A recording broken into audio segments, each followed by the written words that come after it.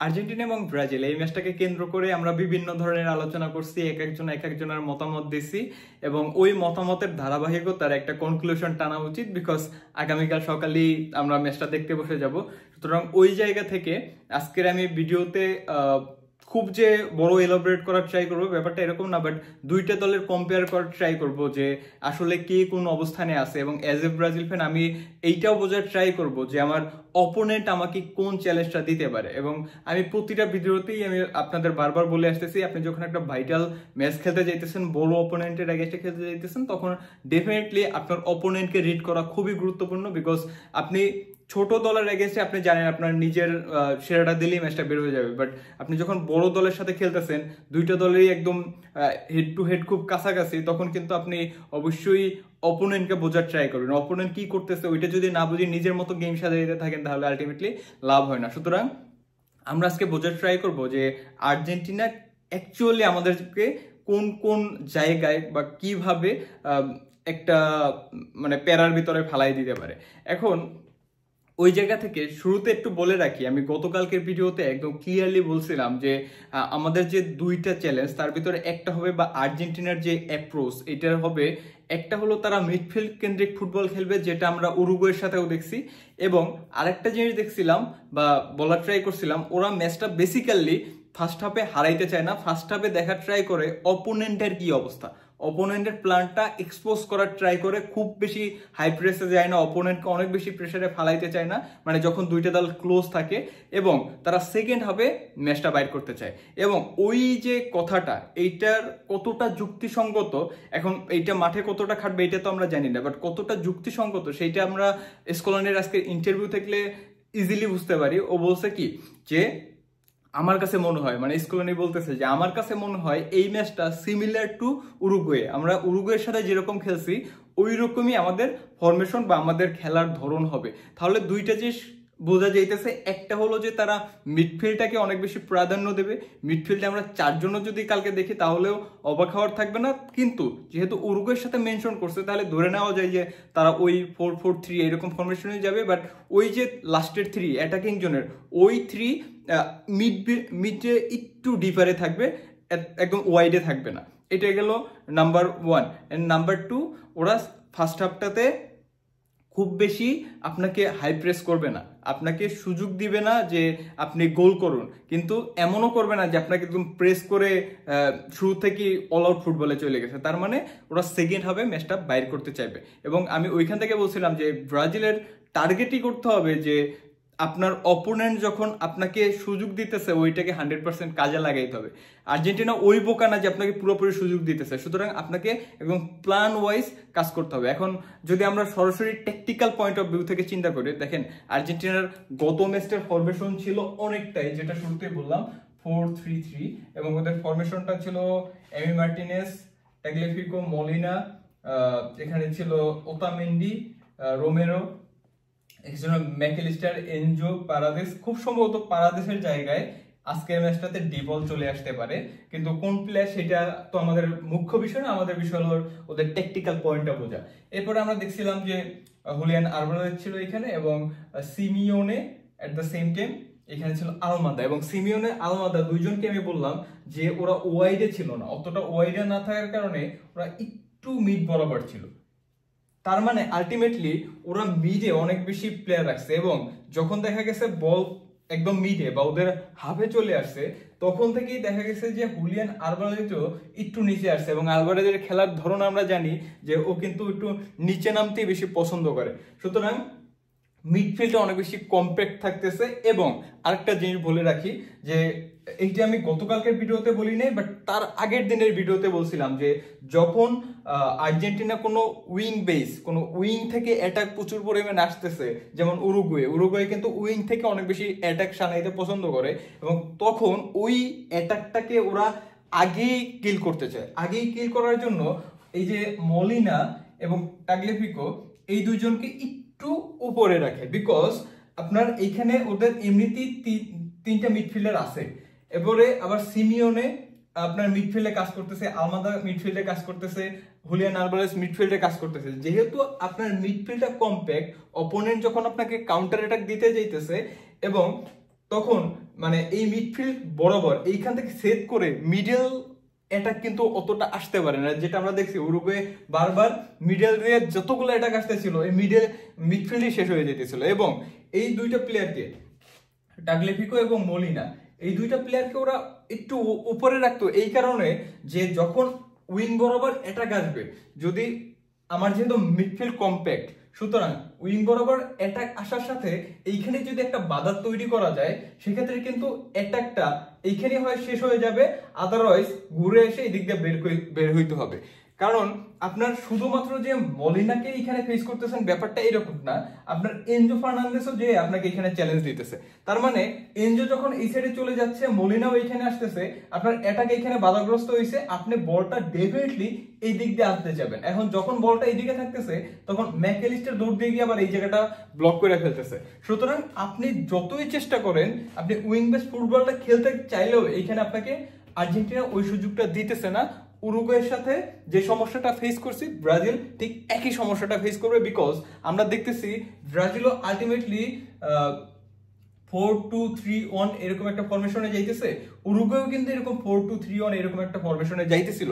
তার মানে আর্জেন্টিনা যে ওদের ফরমেশন থেকে সরবে না, ওদের প্ল্যান থেকে সরবে না, সেটার কারণ হলো ব্রাজিল এবং উরুগুয়ে দুইটার খেলার অ্যাপ্রোচই আর্জেন্টিনার সাথে সেম থাকবে। সুতরাং এই জায়গা থেকে আমরা একটা দিন ধারণা পাইতে পারি যে আমাদের অ্যাটাকটা যখনই আসবে বা আমরা যখনই অ্যাটাকটা বিল্ড আপ করবো, আমাদের এই উইং এ গিয়ে যথেষ্ট পরিমাণে বাধা পাইতে হবে। এবং আমাদের অ্যাটাক কিন্তু ম্যাক্সিমাম টাইমই দেখা যায় যে ভিনিসিয়াস অথবা রদ্রিগো এই দুইজন থেকে হইতেছে, এবং আমরা ওই অ্যাটাকগুলোকে গোলে খুব একটা কনভার্ট করতে পারি না। আমরা যখন মিডলে আসতে পারি তখন গোলে কনভার্ট করতে পারি। তো ওই আলোচনায় আমরা পরে যাচ্ছি। এইগুলো মোটামুটি আর্জেন্টিনার যখন ডিফেন্সে আপনারা যেহেতু উইং বেস ফুটবলটা খেলতেছেন, ব্রাজিল যেহেতু উইং বেস ফুটবল খেলে, সুতরাং ডিফেন্সে আমাদের এই সমস্যাটা হবে। তার মানে আপনি একদম উইং থেকে ভিনিসিয়াস যে বের হয়ে যাবে ব্যাপারটা এরকম না, রদ্রিগো বের হয়ে যাবে ব্যাপারটা মোটেও এরকম হইতে যাইতেছে না। সুতরাং আমাদেরকে রেডি থাকতে হবে ফ্রম দ্য মিডল, যে অ্যাটাকগুলো হবে ওইগুলো যেন আমরা গোলে কনভার্ট করতে পারি। এই গেল ওদের ডিফেন্স। এবার যদি আমরা অ্যাটাকিং জোনে যাই, যে আপনাদের মনেই হইতে পারে যে ভাই সিমিওনে আর আলমাদা এই দুইজন তো বললেন যে মিড বরাবর থাকে, তার মানে কি ওদের অ্যাটাক দুর্বল। ব্যাপারটা এতটাও ইজি না বা এতটাও দুর্বল না। কারণ কি দেখেন, আপনার মলিনা এবং টাগলেফিকো আগে থেকেই কিন্তু উপরে আছে, যতটা নিচে থাকা উচিত অতটা নিচে ওরা থাকতেছে না, আগে থেকে উপরে আছে। তার মানে ওরা যখন ধরেন এইখান থেকে মিডফিল্ড থেকে ওরা বল পাইছে, এবং ওরা কি করবে দুইটা উইং থেকে মানে দুইটা ফুলব্যাক থেকে যেহেতু একটু উপরে, ওদের কাছে কিন্তু এই যে ডিস্টেন্সটা এতটা কভার করতে হয় না, কারণ ওরা আগে থেকে এইখানে দাঁড়ায় আছে। সুতরাং ওদের ডিস্টেন্স খুবই কম, মানে হাফ ওয়ে ধরেন ডিস্টেন্সটা আছে। তার মানে ওরা যখন এইখানে বলটা পাইতেছে, বল নিয়ে যদি রান মেক করে, তখন কি হয়, আলমাদা বা সিমিওনে যেই থাকুক ওরা কিন্তু স্পেস পায় ভিতরে ঢুকে যাওয়া, এবং ওরা যখন ভিতরে ঢুকে যায় তখন এই যে হুলিয়ান আলভারেজ ও আরটু ভিতরে ঢুকে। তার মানে আলটিমেটলি আপনারা দেখতে পাইতেছেন যখন আপনার ডিফেন্স করতেছে তখনও যতটা ব্যালেন্স, আবার যখন অ্যাটাকে যাইতেছে তখনও কিন্তু এই যে দুইটা ফুলব্যাকের কল্যাণে তাদের দুইটা উইঙ্গার যারা অনেকটাই অ্যাটাকিং মিডফিল্ড হোল্ড করতেছে বা মিডফিল্ডটাকে হোল্ড করতেছে, তারা খুব সহজেই এই এতটুকু ডিস্টেন্স মেনটেন করার জন্য এরা ফ্রম দ্য ভিতরে ঢুকে যেতে পারতেছে। সুতরাং এই জিনিসটাকে কিন্তু আমরা বুঝতে পারি, ওরা যখন আপনাকে অ্যাটাক করবে তখন ওরা অ্যাটাকটা মিডল থেকেই করবে, এবং আপনাকেও অ্যাটাক করলে মিডল থেকেই করতে হবে। আপনি যদি অ্যাটাক করেন সাইড থেকে তখন আপনার গোল কনভার্ট করাটা অনেক বেশি টাফ হয়ে যাবে। এইগুলো আর্জেন্টিনার যে চ্যালেঞ্জগুলো, বা আর্জেন্টিনা অ্যাটাকে আমাদের কি করতে পারে, ডিফেন্সে কি করতে পারে, এবং এই ওয়াইজ আমরা আমাদের প্ল্যানটা এখন সাজাবো। এখন আসে ব্রাজিলের দিকে আমরা একটু তাকাই যে ব্রাজিলের একাদশটা কিরকম, সেটা কিন্তু কনফার্ম। আর্জেন্টিনার মতো এখন আমরা দোয়াশায় নাই, আমরা একদম ক্লিয়ারলি জানি, দরিবাল নিজেই কনফার্ম করে গেছে যে আমাদের ফরমেশনটা হবে 4-2-3-1। এটা যেটা আমি শুরুতে বললাম যে উরুগুয়ের সাথে অনেকটাই সিমিলার। আর্জেন্টিনা যেহেতু জানে যে এই ফরমেশনই হইতেছে, সুতরাং তারাও উরুগুয়ের সাথে যেভাবে ম্যাচটা বাইর করছে আর্জেন্টিনা ঠিক একইভাবে ব্রাজিলের সাথেও ম্যাচটা বাইর করতে চাই, এটা খুব স্বাভাবিক বিষয়। তারপর আমরা যদি ফরমেশনের দিকে যাই, 4টা ডিফেন্ডার, তারপরে 2, তারপরে 3 এবং একটা নাম্বার 9। সুতরাং এখানে আমরা দেখছি আরানা স্টার্ট করতেছে, এখানে দেখছি মার্কুনেস, এখানে মুরিলো, এখানে উইসলি স্টার্ট করতেছে, Andre Joelinton, at the same time এখানে রাফিনহাকে আমরা দেখতে পাইতেছি, এট দ্য সেম টাইম এখানে রদ্রিগো, এখানে কুনহা, এইখানে বিনি। সো এই যে একটা ফরমেশন যেটা আমরা গতকালকে বলার ট্রাই করতেছিলাম যে রদ্রিগোকে আমরা নাম্বার 9 এ দিতেছিলাম এবং রাফিনহাকে কি বলতেছিলাম সেভিনহোকে আমরা এই সাইডে রাখার ট্রাই করতেছিলাম। এখন যেহেতু চেঞ্জ হয়ে গেছে, কনফার্ম হয়ে গেছে, সুতরাং আমাদের প্ল্যান এইটাই হইতে হবে। এখন ওই যে আর্জেন্টিনার সাথে আমরা আবারও যে জিনিসটা বলতে হবে যে আপনি উইং থেকে এটা খুব একটা যে কার্যকর করতে পারবেন সেটা পারবেন না। আপনার যখন ওরা অ্যাটাক করবে তখন ওদের অ্যাটাকটা মিড থেকে চলে আসবে, সুতরাং আপনার মিডফিল্ডের উপরে প্রেসার পড়বে এবং আপনার ফার্স্ট হাফে খেলাটা বাইর করতে হবে। এখন এই তিনটে যদি আমরা একটু বিবেচনা করি এবং ওই অনুযায়ী কথা বলি, তাহলে আমরা প্রথমে উইংটা আমাদের কিরকম হওয়া উচিত, বিকজ আমরা জানি যে এখানে টাগলেফিকো আর এইখানে ধরেন মলিনা দাঁড়ায় আছে যারা আপনাকে ভিতরে ঢুকতে দিতেছে না। তার মানে আপনার এই জায়গাতে আমরা চাইলে আর্জেন্টিনাকে একটু ফলো করতে পারি এইভাবে যে আমাদের আরানা এবং উইসলি এই দুজন একটু উপরে থাকবে। এখন বলবেন যে ভাই এই দুজন একটু উপরে থাকলে আমাদের তো মানে এমনিতেই ডিফেন্সে কম, আমাদের মিডফিল্ডটা এমনিতেই কম দেখতেছি, যেহেতু ওরা এই যে মিডফিল্ড যে পজিশনটা এইখানে ওদের প্রেসার এমনিতেই বেশি থাকবে, সুতরাং এই জায়গাতে যদি আমরা আরো একটু উপরে তুলে দিই তাহলে লাভ মানে ক্ষতিটা মানে আমাদের খুব একটা কি সুবিধা হবে কিনা। দেখেন আর্জেন্টিনা কিন্তু ওই সুবিধাটা নিতেছে কিভাবে, যে এই জায়গা থেকে যেহেতু আমাদের উপরে একজন নাম্বার 9 আছে, সুতরাং আমরা চাইলে বিনিকে একটু নিচে খেলাইতে পারি, রদ্রিগো একটু নিচে খেলতে পারে এবং রাফিনহা ওর জায়গাটা ধরে রাখতে পারে। তাইলে কি হবে, এই যে আরানা ওদের যে ডিস্টেন্সটা ওরা ভিতরে ঢুকে খেলতেছে, ধরেন যে ওদের ক্ষেত্রে আমরা যদি বলি আলমাদা কিন্তু এইদিকে ভিতরে ঢুকতেছে, এখন ভিনিসিয়াস কিন্তু মানে মিডিয়া খুব একটা হেল্প করতে পারে না। ভিনিসিয়াস কি পারে, ভিনিসিয়াস একটু নিচে নামতে পারে, তাহলে কি হবে আরানা যদি এইখানে থাকে বিনি এইখান থেকে বলটা নিয়ে বের হয়ে যেতে পারবে, বা এই যে টাগলেফিকো ওর যে চ্যালেঞ্জটা ওইটাকে বিনি বাইকার মানে যদি বাইপাস করে ফ্রম দ্য মিডলে চলে যেতে পারে। মানে ওর আমি বলতেছি না যে আলমাদার মতো এই দিক দিয়ে ঢুকো, আমি বলতেছি ভিনিসিয়াস তুমি যে নর্মাল ফুটবলটা খেলো ওইটাই একটু নিচে নেমে বলটা নিয়ে তারপরে ঢুকে যাও, কারণ আমরা দেখতেছি যে ওরা মিডল থেকে আপনাকে গোল করতে দিবে না এরকম একটা মেন্টাল প্রিপারেশন নিছে। সুতরাং এইখানে ভিনিসিয়াসের সবথেকে বড় যে চ্যালেঞ্জটা থাকবে এই যে টাগলেফিকো কিংবা মলিনা যাকে ফেস করুক, ওর জায়গা থেকে ভিনিসিয়াস রদ্রিগো দুইজনকেই ফ্রম দ্য উইং ঢুকতে পারবে না, ফ্রম দ্য উইং আমি ঢুইকা ক্রস করব গোল করব এই জিনিসটা না করে একটু মিডফিল্ড কেন্দ্রিক ফুটবলটা খেলতে হবে। তাহলে কি হবে দেখেন, তাহলে রদ্রিগো ধরেন ভিনিসিয়াস একটু উপরে উঠছে, তখন রদ্রিগোর একটু নিচে থাকা উচিত বা রাফিনার একটু নিচে থাকা উচিত, যাতে করে কাউন্টার এটাকে আমাদের যেহেতু দুইটা ফুলব্যাক একটু উপরে খেলতেছে, তাহলে কাউন্টার এটাকে যেন প্রেসারটা না আসে এবং আমাদের কুনহা যে ব্যাপারটা আমরা গতকালকে বলছিলাম যে রদ্রিগো মিডে নেমে এসে হেল্প করবে, বাট কুনহার কাছ থেকে আমি ওই হেল্পটা চাই না। আমি কুনহার কাছ থেকে চাই যে তুমি ভাই এই যে নাম্বার 9 আসো, নাম্বার 9 থাকো, কিন্তু তুমি জায়গা সোয়াপ করবা কখন কার সাথে, তুমি জায়গা সোয়াপ করবা ভিনিসিয়াসের সাথে। যখন ধরো ভিনিসিয়াস বেশি উপরে উঠে গেছে, রাফিনহা চলে আসবে ভিনির জায়গায় এবং কুনহা তুমি চলে আসবা নাম্বার 10 পজিশনে। এবং রদ্রিগো যদি এরকম করে যে রদ্রিগো উপরে উঠে গেছে, তাহলে রাফিনহা গিয়ে রদ্রিগোর জায়গাটা নেবে এবং কুনহা নিচে চলে আসবে। সুতরাং কুনহার যে জায়গাটা, কুনহাকে আমি বলতেছি না যে তুমি মিডফিল্ড কেন্দ্রিক ফুটবলটা খেলো, বাট তোমার জায়গাটা ধরে রাখতে হবে, তুমি নাম্বার 9, তোমার এখানে যেহেতু ফার্স্ট হাফে আমাদের গোলটা বাইর করতে হবে, সুতরাং এই জায়গাতে কুনহার অনেক বড় একটা রোল আছে, যেটা হলো আপনার দুইটা প্লেয়ারকে ব্যাকআপ তো দিতেই হবে, এট দ্য সেম টাইম ওরা যখন মিডফিল্ড বরাবর ঢুকতেছে তখন আপনার এইখানে গ্যাদারিংও তৈরি করতে হবে। তার মানে এই জায়গাতে কুনহার ক্লিক করাটা অনেক বেশি ইম্পর্টেন্ট হয়ে যাইতেছে। এবং আরেকটা বিষয় অবশ্যই মাথায় রাখতে হবে, দেখেন আর্জেন্টিনা কিন্তু এই যে অ্যাটাকটা কিভাবে করতেছে, এইভাবে করতেছে।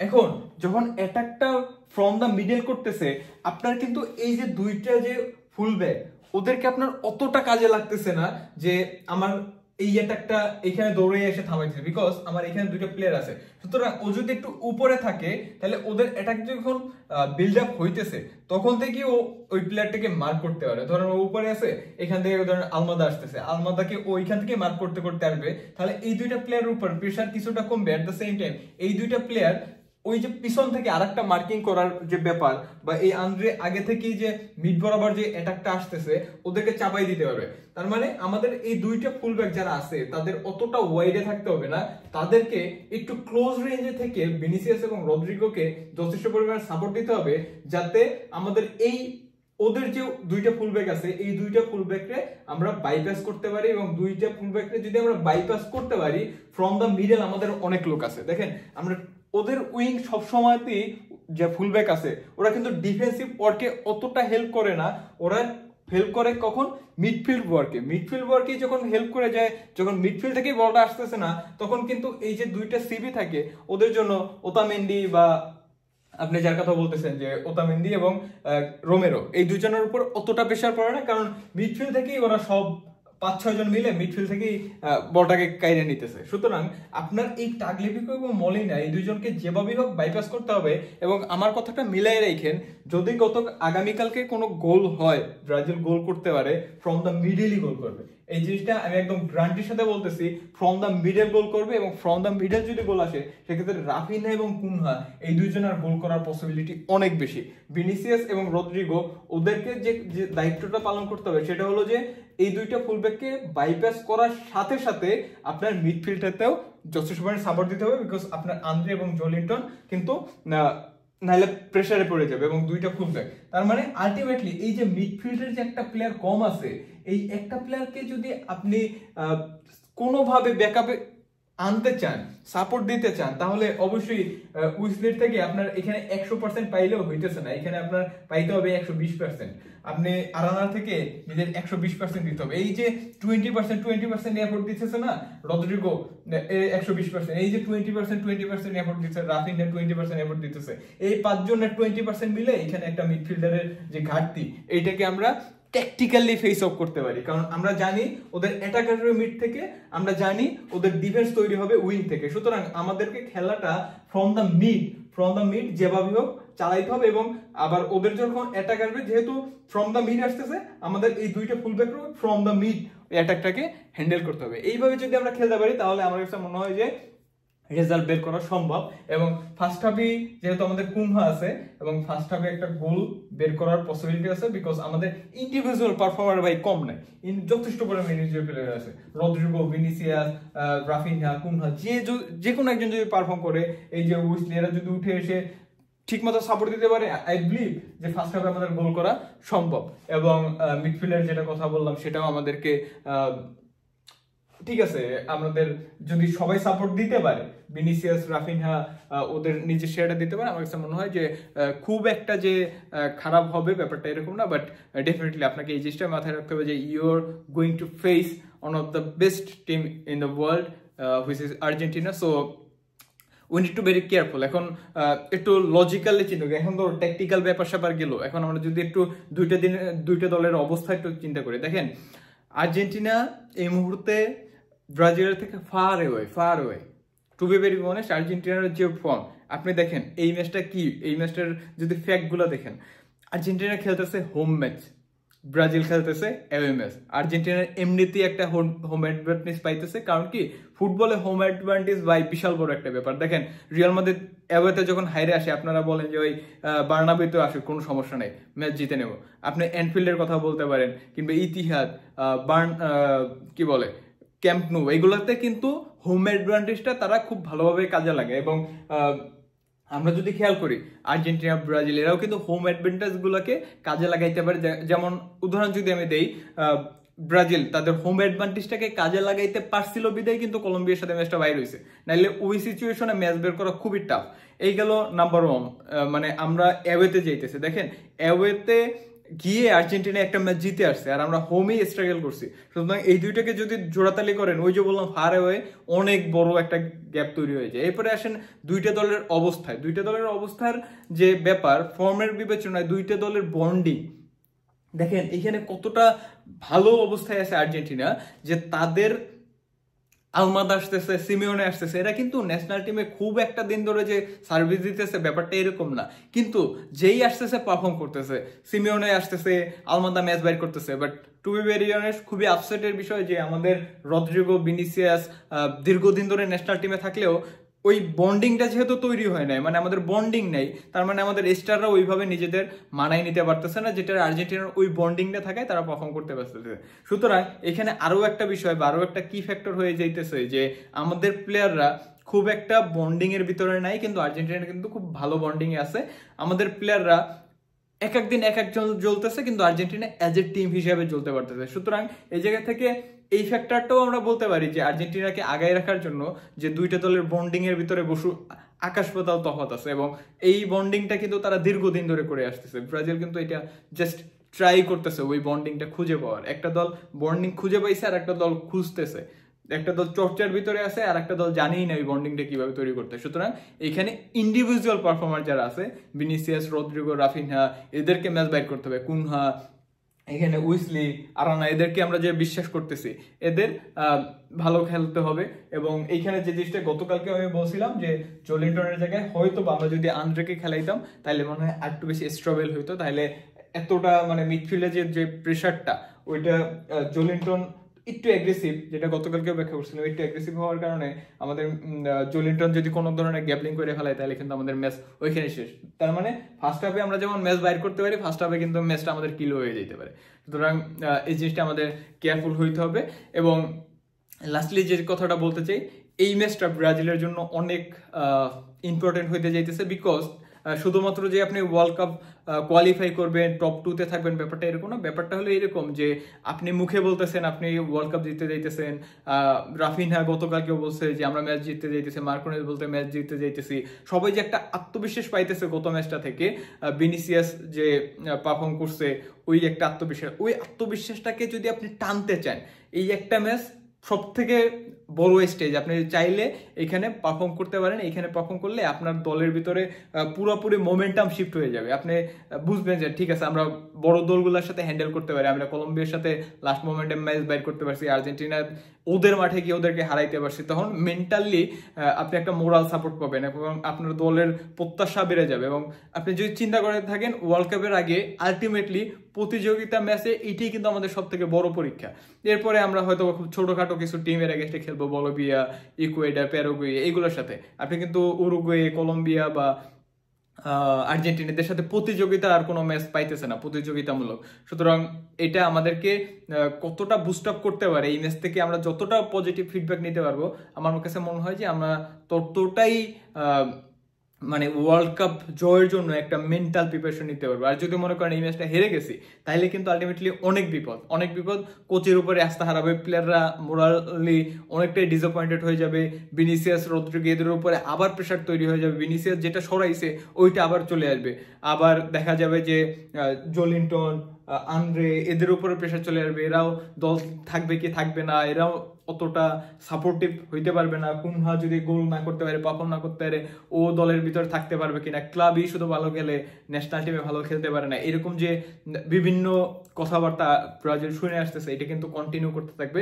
যেটা আমাদের জন্য মোটেও ভালো সাইন না। সুতরাং এই ম্যাচটাতে ডেফিনেটলি ফলাফলটা আমাদের বের করে আনতে হবে। এবং ওই যে বের করে আনার প্রসেস, এতদিন ধরে আমরা কথাবার্তা বলতেছি, এইগুলা একদমই ফাও। যদি মাঠের ভিতরে তারা ক্লিক করে, ওইটি হলো মেইন কথা। আমরা শুধুমাত্র ফ্যান হিসেবে আলোচনাই করতে পারি, নাথিং ইজ। সো এই ব্রাজিলের জন্য শুভকামনা রইল, সবাই ভালো থাকবেন, সুস্থ থাকবেন এবং আশা করি সবাই একটা জয় নিয়ে মার্চ করবো। আল্লাহ হাফেজ।